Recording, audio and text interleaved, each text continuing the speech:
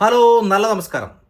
ഹിസാബ് ബറാബർ C5-ൽ ജനുവരി 24 റിലീസായിട്ടുള്ള ഒരു ഹിന്ദി മൂവിയാണ് ഹിസാബ് ബറാബർ. ഈ സിനിമയെക്കുറിച്ച് പറഞ്ഞു കഴിഞ്ഞാൽ ഈ സിനിമ ഒരു ബാങ്കിങ് സ്കാമിൻ്റെ ഒരു സംഭവമാണ്. പക്ഷേ കണ്ടുകൊണ്ടിരിക്കാം അത്ര സൂപ്പർ സാധനമല്ല.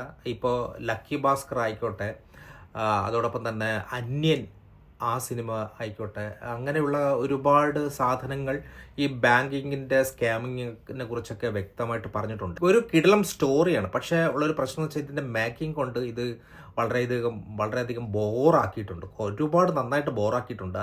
അതേപോലെ തന്നെ ക്ലൈമാക്സിലെത്തുമ്പോൾ ഈ സിനിമ വളരെയധികം ക്ലീഷയായിപ്പോയി എന്ന് എനിക്ക് തോന്നി. അതോടൊപ്പം തന്നെ ഇതിൻ്റെ ക്യാമറ ഒട്ടും പോരാ.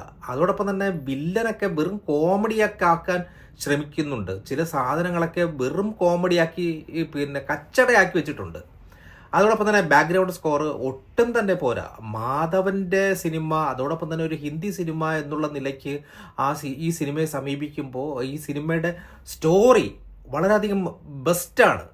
പക്ഷേ ഉള്ളൊരു പ്രശ്നം എന്ന് വെച്ചാൽ ഇത് ഇരിക്കുന്നത് അതോടൊപ്പം തന്നെ ഇമോഷൻസൊക്കെ ഇത് ചെയ്തിരിക്കുന്നത് ഒരു നാടകീയതയായിട്ട് തോന്നുന്നു. കാര്യം വെച്ചാൽ ഇതിലൊരു റെയിൽവേയിൽ ഒരു ആക്സിഡൻറ്റ് സംഭവിക്കുന്നുണ്ട്, ഒരാൾ മരിക്കുന്ന ഒരു സീന്. അപ്പോൾ അതിലൊക്കെ കാണിക്കുന്ന ഇമോഷൻസ് ഒക്കെ വെറും നാടകത്തിൻ്റെ ഒരു സെറ്റപ്പ്, ഒരു ഭയങ്കരമായിട്ട് നാടകീയത ഫീൽ ചെയ്തു. കോമഡി നന്നായിട്ടൊന്നും വർക്കാവുന്നില്ല.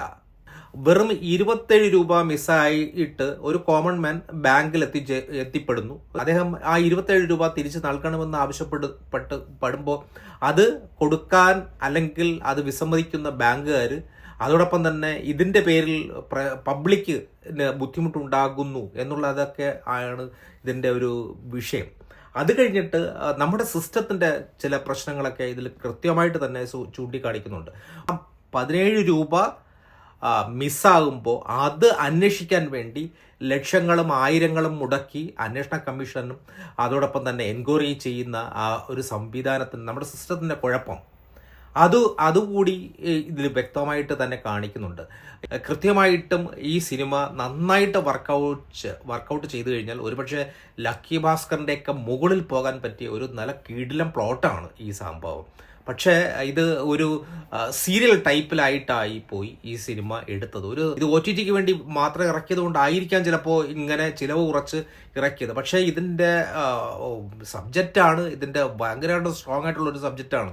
പക്ഷേ ഈ സബ്ജക്റ്റ് പറഞ്ഞ രീതി, മേക്ക് ചെയ്തിരിക്കുന്ന സ്റ്റൈലും വളരെയധികം ബോറായിരുന്നു എന്നുള്ളതാണ്. പക്ഷേ ഒരു പ്രാവശ്യം കാണാം. ബാങ്കുകാർ സാധാരണക്കാരിൽ കാണിക്കുന്ന ചില പ്രശ്നങ്ങളെ കൃത്യമായിട്ടും ഒരു ദിവസം ഡിലേ ആക്കുന്നത് കൊണ്ട് ബാങ്കിനുണ്ടാകുന്ന ലാഭം നമുക്ക് നിസ്സാരമായ 1 രൂപയോ 2 രൂപയോ അല്ലെങ്കിൽ 10 രൂപയോ നഷ്ടമാകുമ്പോൾ നമ്മൾ അതൊന്നും കെയർ ചെയ്യുന്നില്ല. അപ്പോൾ അതുവഴി എത്ര ലാഭമുണ്ടാകുന്നു, കോടിക്കണക്കിന് രൂപയുടെ ലാഭമാണ് ബാങ്കിനുണ്ടാകുന്നത് എന്നൊക്കെ വ്യക്തമായിട്ട് തന്നെ പറയുന്നത്. ഒരു പ്രാവശ്യം കാണാവുന്ന, എല്ലാവർക്കും കാണാവുന്ന, ഫാമിലിക്ക് എല്ലാവർക്കും ഇരുന്ന് കാണാവുന്ന ഒരു നല്ലൊരു സാധനം. അത്രയേ ഉള്ളൂ. താങ്ക്